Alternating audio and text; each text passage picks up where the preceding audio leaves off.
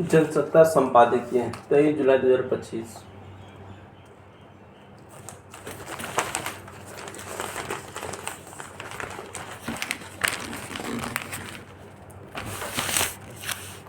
खतरे का पर्याय बनने का कचरे का ढेर। खतरे का पर्याय बनते कचरे का ढेर। आधुनिक जीवन शैली के कारण भी बहुत अधिक कचरा पैदा हो रहा है। इसलिए भारत ही नहीं, दुनिया के ज़्यादातर देश, विकसित और विकासशील देश कचरे को ठिकाने लगाने की समस्या से जूझ रहे हैं। लेकिन ज़्यादातर विकसित देशों ने समझदारी बरतते हुए इस कचरे को जमीन के भीतर दफना कर नष्ट कर देने पर रोक लगा दी है।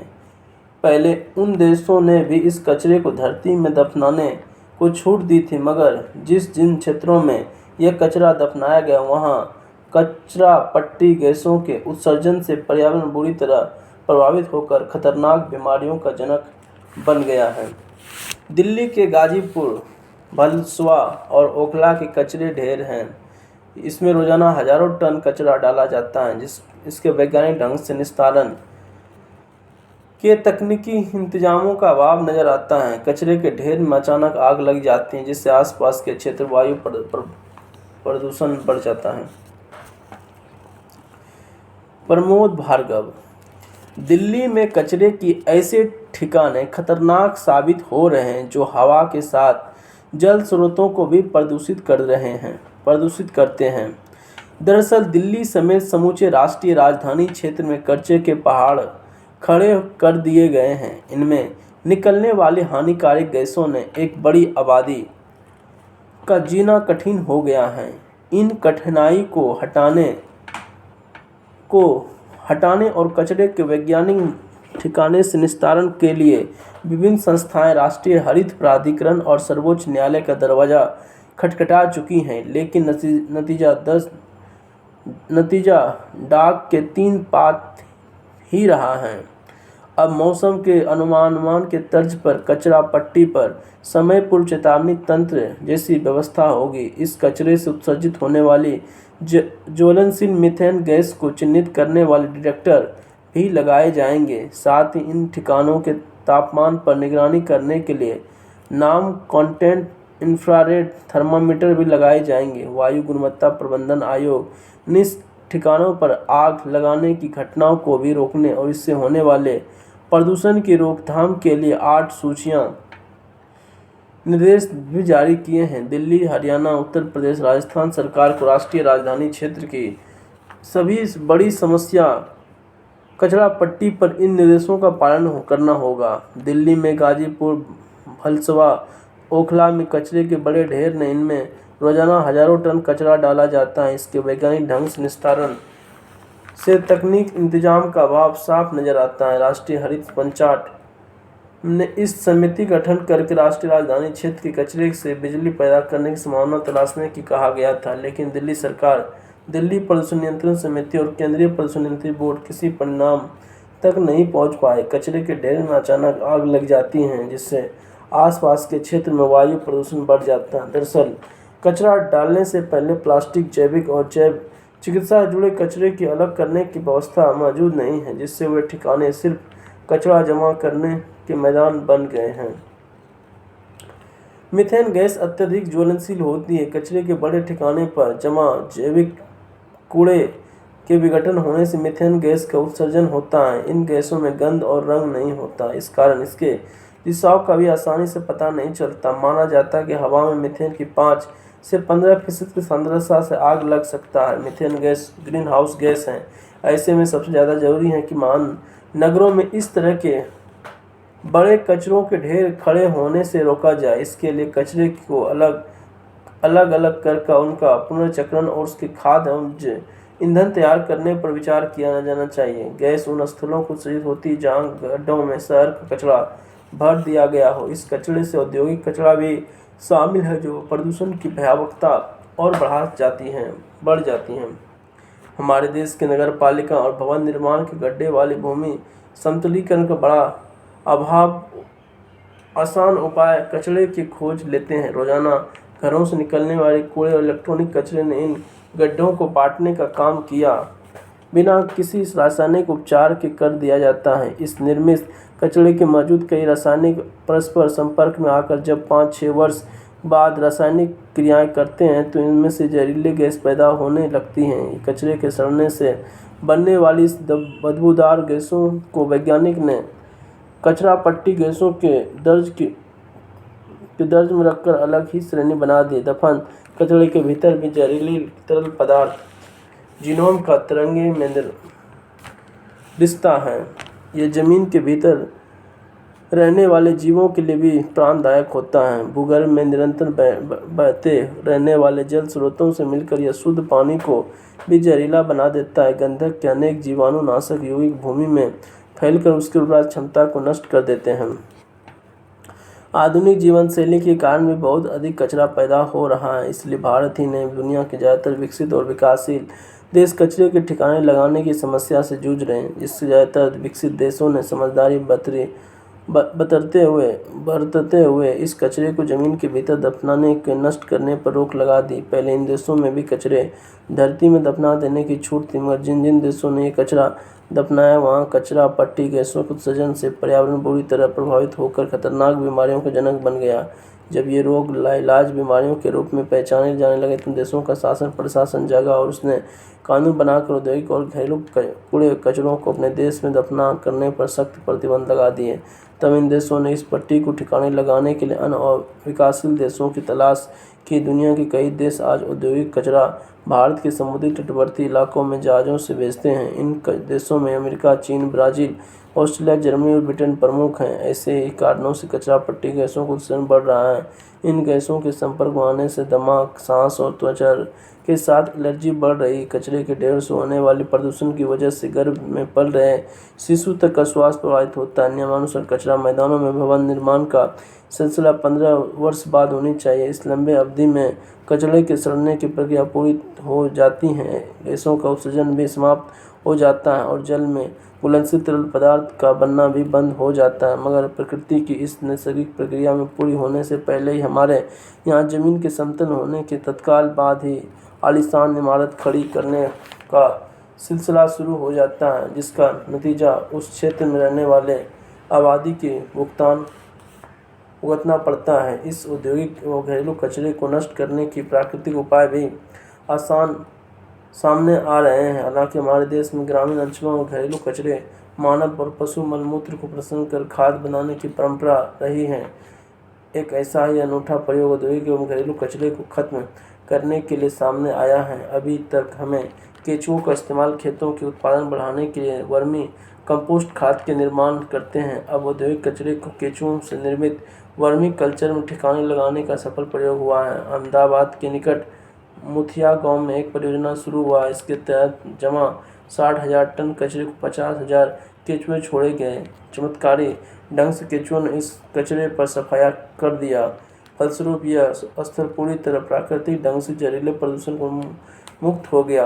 कचरा पट्टी गैसों से निजात दिलाने के लिए कचरे को नष्ट करने के कुछ ही प्राकृतिक उपाय अमल में लाने होंगे ताकि आसपास के क्षेत्रों को आबादी का जीवन सुरक्षित हो।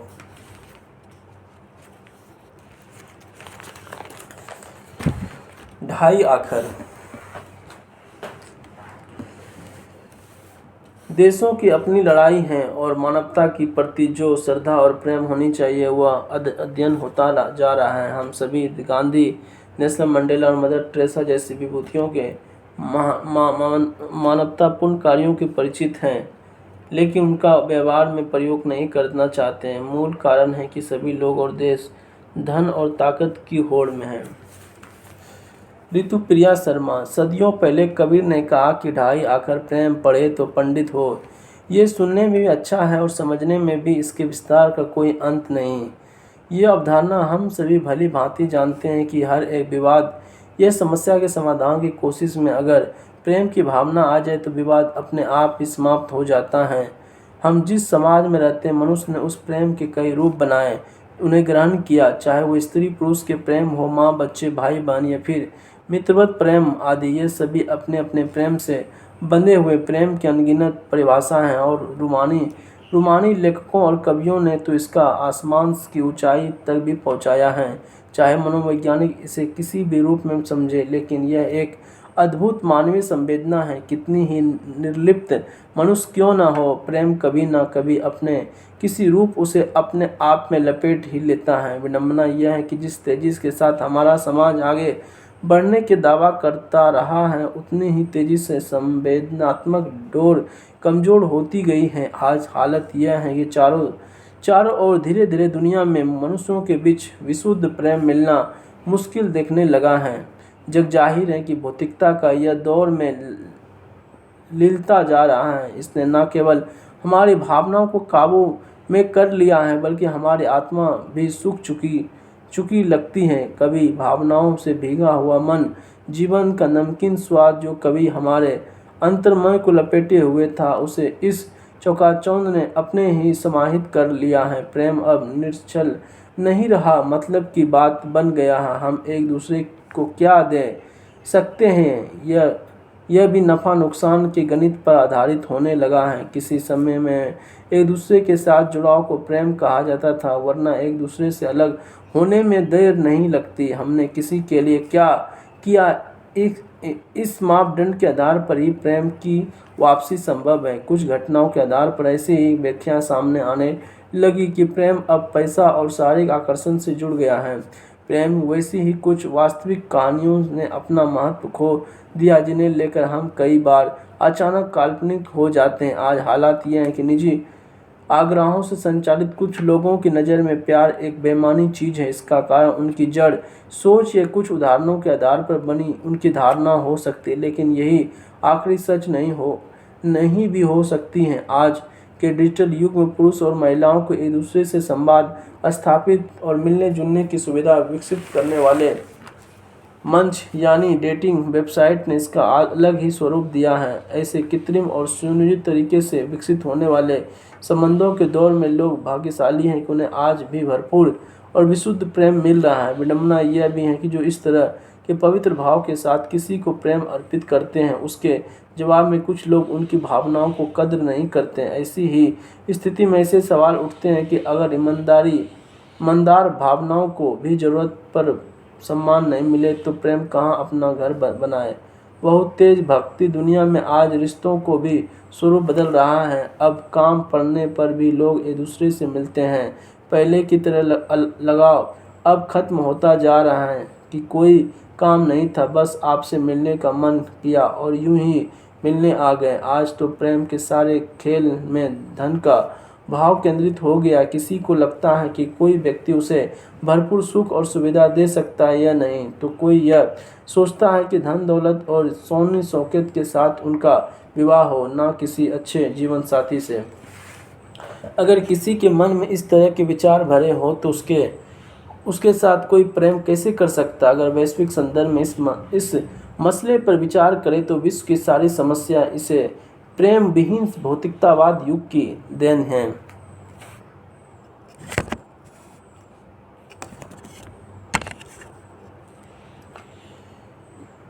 देशों की अपनी लड़ाइयों हैं, मानवता के प्रति जो श्रद्धा और प्रेम होनी चाहिए वह अदृश्य होता जा रहा है।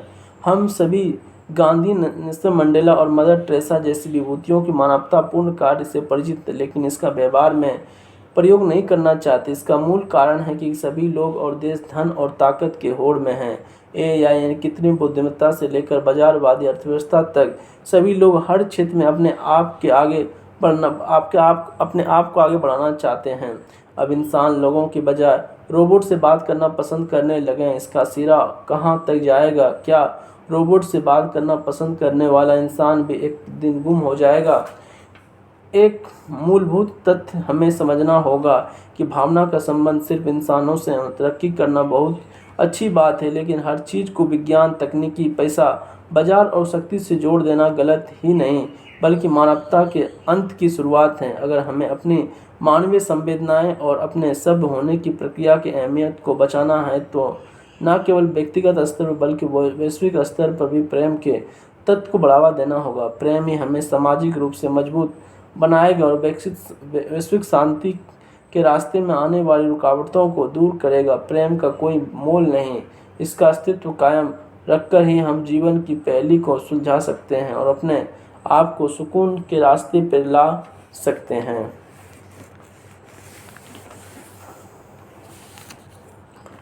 भुखमरी का दायरा।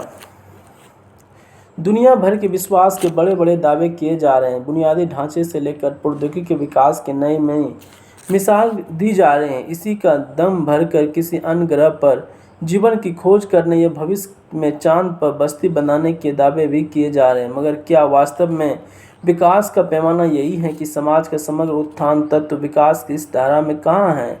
यह कैसा विकास जहाँ एक तरफ विभिन्न देश तकनीक के बूते खुद को ताकतवर एवं साधन संपन्न होने का राग अलाप रहे हैं, तो दूसरी ओर दुनिया के करोड़ों लोग भुखमरी के कारण अपने शरीर की ताकत भी खो रहे हैं। विश्व खाद्य एवं कृषि संगठन के वैश्विक खाद्य संकट पर हालिया रिपोर्ट में किए गए खुलासा चिंताजनक है। इसमें कहा गया कि दुनिया भर में 29 करोड़ से अधिक लोग ऐसे हालात में जहां उसके लिए एक वक्त का भोजन जुटा पाना भी मुश्किल है। साफ है कि समाज का सबसे कमजोर तबका आज भी संघर्ष, महंगाई, प्राकृतिक आपदा, जबरन विस्थापन जैसी समस्याओं से चक्रव्यूह में उलझा हुआ है। संसाधनों के अभाव और संकटग्रस्त क्षेत्रों में रहने वाले लोगों की जीवन की डगर ज़्यादा कठिन हो गई। रिपोर्ट में सामने आया 2024 में लगातार छठे वर्ष दुनिया में गंभीर खाद्य संकट और बच्चों के कुपोषण बढ़ा है। आंकड़े से पता चलता है कि पिछले वर्ष 53 देशों या क्षेत्रों में के 29.5 करोड़ लोग गंभीर खाद्य संकट से जूझ रहे थे। यह आंकड़ा 2023 के मुकाबले 1.37 करोड़ अधिक है, यानी सुधार के बजाय स्थिति पहले से कहीं अधिक खराब हो गई। भुखमरी के कई कारण हो सकते हैं, जिनमें दो देशों के बीच युद्ध या आंतरिक संघर्ष प्रमुख हैं। इन दो कारणों से 20 देशों के करीब 14 करोड़ लोग भुखमरी के शिकार हैं। जाहिर है कि अंतर्राष्ट्रीय संघर्ष की वजह से हालात और ज़्यादा बदतर हो रहे हैं। युद्ध के दौरान प्रभावित लोगों को राहत के तौर पर खाद्य सामग्री पहुंचाने पर रोक लगा देने की खबरें भी आती रहती हैं। इस तरह के प्रयास वास्तव में मानवीय संवेदनाओं को दम तोड़ देने और इशारा करते हैं।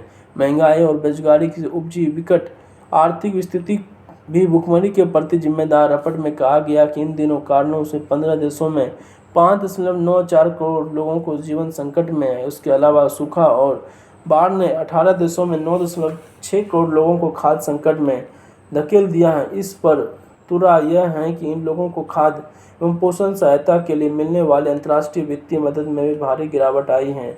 ऐसा लगता है कि विश्व मदद और राजनीतिक इच्छा शक्ति की सांसें धीरे धीरे उखड़ रही हैं। ऐसे में जबरन विस्थापन भुखमरी की संकट को और बढ़ा रहा है। 21वीं सदी में भी अगर भुखमरी की समस्या विकराल होती जा रही तो यह व्यवस्था के साथ साथ मानवता के लिए भी खतरे की घंटी है। इस समस्या से निपटने के लिए जरूरी है कि संकटग्रस्त इलाकों में स्थानीय खाद्य सामग्री और पोषण सेवाओं में निवेश पर जोर दिया जाए। समय आ गया है कि विभिन्न देशों की सरकार जन कल्याण की योजनाओं की व्यापक समीक्षा करे और भुखमरी को दूर करने के लिए उचित एवं प्रभावी उपाय किया जाए। खाली पेट के सवाल पर जवाब खाली हाथों और पीठ फेर कर नहीं दिया जा सकता। बुजुर्गों का फिक्र। हमारे देश, परिवार और समाज जैसी परंपरा रही, उसमें कई बार ऐसी बातें पर विश्वास करना मुश्किल हो जाता है कि कोई संतान अपने माता पिता को न सिर्फ संवैधानिक जरूरतों की बल्कि अधिकारों तक के वंचित करने की कोशिश करने लगती है। ऐसे में सरकार और अन्य संबंधित महकमों का दखल जरूरी होता है ताकि एक नागरिक के रूप में बुजुर्गों के अधिकारों का हनन रोका जा सके। इस लिहाज से देखकर तो हरियाणा मानवाधिकार आयोग ने उचित ही एक बुजुर्ग दंपति के पक्ष में निर्देश जारी करते हुए कहा कि माता पिता और वरिष्ठ नागरिकों को भरण पोषण एवं कल्याण अधिनियम 2007 के तहत वरिष्ठ नागरिक अपने बच्चे से भरण पोषण का दावा करने का हकदार हैं और धारा 23 के तहत देखभाल की शर्त पर हस्तांतरित की गई किसी भी संपत्ति को देखभाल नहीं किए जाने की स्थिति में अमान्य घोषित किया जा सकता है। साथ ही धारा 24 के तहत वरिष्ठ नागरिकों को त्याग देना दंडनीय अपराध है। गौरतलब है कि हरियाणा के पंचकुला में अपने बेटे और बहू के साथ एक घर में रहने के बावजूद एक बुजुर्ग दंपति ने अलग थलग कर रखा। उन्हें अपशब्द कहे गए। उनकी आवासीय संपत्ति का स्वामित्व हस्तांतरित करने के लिए दबाव डाला गया। झूठा मामला दर्ज कराया गया और उसके वृद्धाश्रम तक ले जाने को कहा गया। समाज जैसे जैसे आधुनिक होता जा रहा है, उसमें उम्मीद इस बात की थी कि वह मानवीय मूल्यों को भी समृद्ध करेगा, मगर वह वक्त के साथ हुआ क्या, माता पिता के त्याग की नींव पर सभी की तरह सुख सुविधा हासिल करने वाली नई पीढ़ी माता पिता का न्यूनतम ख्याल करना भी जरूरी नहीं समझते। दूसरी ओर परिवारों में कई स्तर पर उपेक्षा झेलने वाले बुजुर्गों के लिए ऐसे वृद्धाश्रम भी गिनती हैं जहां कम से कम संतोषजनक तरीके से अपना बच्चा जीवन काट सके अपना बच्चा जीवन काट सके। यह एक अफसोसजनक तस्वीर है कि माता पिता जिन बच्चों के बेहतर भविष्य के लिए अपनी ज़िंदगी झोंक देते हैं, उनके सुख के लिए अपना जीवन को न्यूनतम सुविधाओं तक को छोड़ देते हैं। बुढ़ापे का सहारा बनने के बजाय कई बार उनके लिए दुख का कारण बन जाते हैं। छोटा आर्टिकल संपादकीय। मुक्त की राजनीति। देश के पिछले कुछ वर्षों में चुनाव में मुक्त की सुविधाओं की घोषणा ने इस राजनीति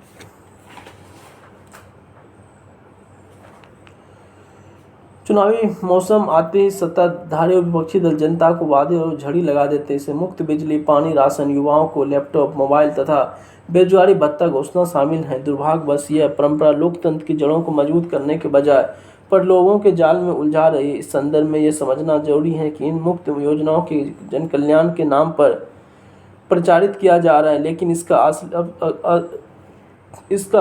असली मकसद वोट बैंक की साधना हो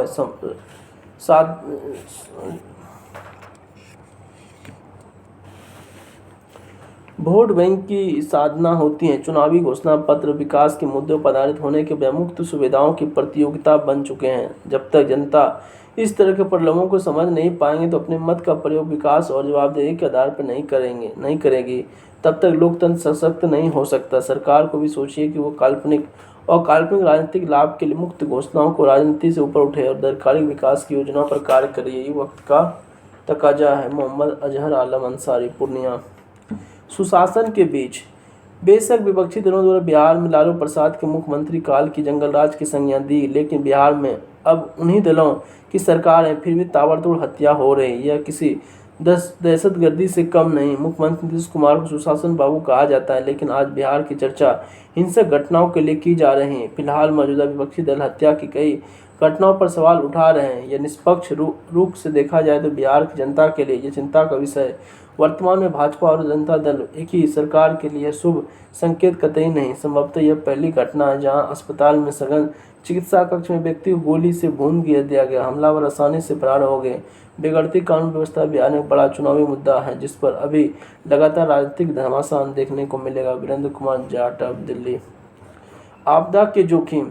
पहाड़ी क्षेत्रों में आपदा सुरक्षा के लिए पुख्ता बंदोबस्त होना जो चाहिए। जोशीमठ क्षेत्र में आई दरारें भविष्य की बड़ी आपदा को संकेत हैं। इस स्थल पर सावधानी बरती जाए। पहाड़ी इलाकों में जहां जैसे भी आवश्यकता तथा जिस जगह भूस्खलन की संभावना हो वहां पर एहतियात उपाय किए जाने चाहिए, ताकि बादल फटने पर भारी वर्षा के दौरान मचने वाली तबाही को कम किया जा सके और लोगों की जान बचाई जा सके। इसके लिए ऐसे भी प्रदेशों की पहाड़ी में जहाँ सर्वाधिक वर्षा होती है वहाँ अवरोधी संरचनाओं को मजबूत करना होगा। इसके अलावा आपदा राहत बल और अलग टीमों भी तैयार करनी होंगे। ऐसे इलाकों में खास ध्यान देकर प्राकृतिक आपदाओं का तंत्र विकसित किया जाना चाहिए, ताकि प्राकृतिक आपदा के दौरान रहवासी सुरक्षित रहे। भूस्खलन और बाढ़ जैसे हालात निर्मित होने पर उस क्षेत्र में विशेष यात्रा करने की जरूरत नहीं होनी चाहिए। संजय वर्मा, दृष्टि, मानवधार।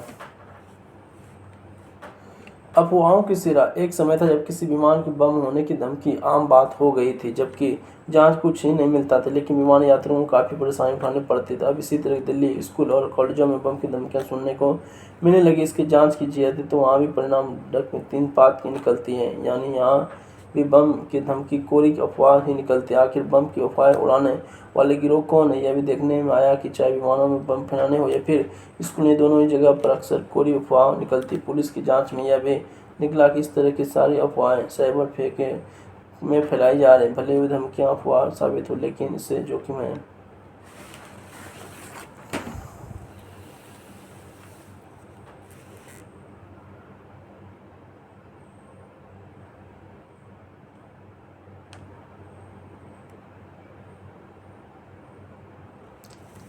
दुनिया के पास जलवायु परिवर्तन के बुरे प्रभावों को बचने के लिए कम समय। जलवायु परिवर्तन जुड़ी खबरें हर जगह हैं। अफ्रीका जलवायु परिवर्तन चरम मौसमी परिस्थितियों खासतौर बुरी तरह प्रभावित हो रहा है, जिससे जीवन और आजीविका छूती नहीं है। हमें ऐसी दुनिया में जहाँ रिकॉर्ड दर्ज होने के बाद भी सबसे तेज गति से गर्म हो रही, फिर भी सरकारें कार्रवाई को धीमी गति से कर रही हैं। वैश्विक जलवायु परिवर्तन पर सभी पक्षों पर वार्षिक सम्मेलन COP30 का आयोजन कुछ महीने पहले ही होना है। संयुक्त राष्ट्र के तहत 197 देशों के इस साल फरवरी तक संयुक्त राष्ट्र जलवायु अपनी अद्यतन राष्ट्रीय जलवायु योजना प्रस्तुत करने की योजना बनाती है। प्रत्येक देश कानूनी रूप से बाध्यकारी अंतर्राष्ट्रीय पेरिस समझौते के अनुरूप अपने ग्रीन हाउस गैसों में कटौती करेगी। यह समझौता सभी राष्ट्रों को मानव जनित वैश्विक तापमान वृद्धि और पूर्व औद्योगिक रपट से 1.5 डिग्री सेल्सियस तक सीमित करने के लिए प्रतिबद्ध है। सरकार को अपने नई अंतर्राष्ट्रीय जलवायु योजना को COP30 में प्रस्तुत करनी होगी। यह दर्शाना होगा जलवायु परिवर्तन प्रभावों के अनुकूल कैसे ढलने की योजना बनाएं। लेकिन अब तक 25 देशों ने, जो वैश्विक उत्सर्जन के लगभग 20% हिस्सेदार, अपनी योजना प्रस्तुत की, जिन्हें राष्ट्रीय स्तर पर निर्धारित योगदान के रूप में जाना जाना चाहिए। अफ्रीका के ये देश सोमालिया, जिम्बाब्वे और जिम्बिया और जिम्बाब्वे इस प्रकार 172 देशों को अब भी अपने योजना प्रस्तुत करनी होगी। जलवायु परिवर्तन में देशों को अल्पकालिक या मध्यम अवधि की प्रतिबद्धताओं को निर्धारित करने के लिए राष्ट्रीय स्तर पर निर्धारित योगदान बहुत महत्वपूर्ण है। वे भी ऐसी दिशा भी प्रदान करते हैं जो व्यापक नीतिगत निर्णय और निवेश को सुदृढ़ करती हैं। जलवायु योजनाओं के विकास लक्ष्यों के साथ जोड़कर 17.5 करोड़ लोगों को गरीबी से बाहर निकाला जा सकता है। लेकिन यकीनन प्रस्तुत योजना में केवल एक यूके की योजना ही पेरिस समझौते के अनुकूल है। हम जलवायु वैज्ञानिक हैं और हम में से एक पियर्स फोस्टर वैश्विक विज्ञान टीम का नेतृत्व करते हैं, जो वार्षिक वैश्विक जलवायु परिवर्तन संकेतक रपट प्रकाशित करती है। यह रपट जलवायु प्रणाली की स्थिति का अवलोकन करती है।